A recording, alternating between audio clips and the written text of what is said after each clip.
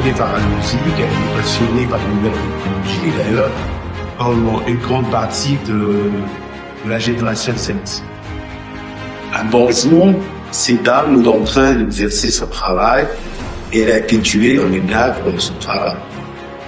Ainsi donc, nous espérons qu'avec ce nouveau métier, on va pouvoir bientôt protéger, que ce soit des jeunes femmes, des filles, mères, vieux, hommes, jeunes, contre l'utilisation abusive des données personnelles. Et l'on espère qu'avec le lancement du réseau des DPO, l'on n'aura plus affaire à cette situation, à des situations où des personnes pourront être tuées sur base tout simplement de leurs données personnelles parce qu'on n'a pas su bien garder certaines informations sensibles.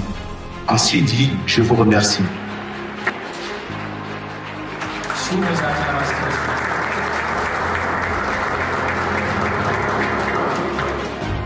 Les Américains créent, les Européens réglementent et les Chinois copient.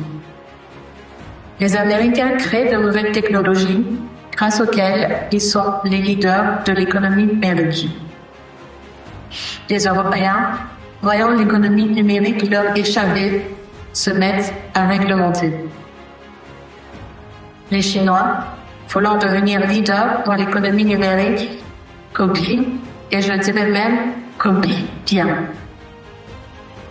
Et nous, Africains, dans tout ça?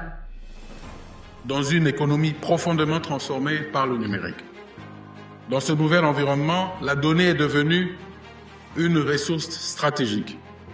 Elle alimente l'innovation, oriente les politiques publiques, soutient la croissance des entreprises et transforme les modes de gouvernance.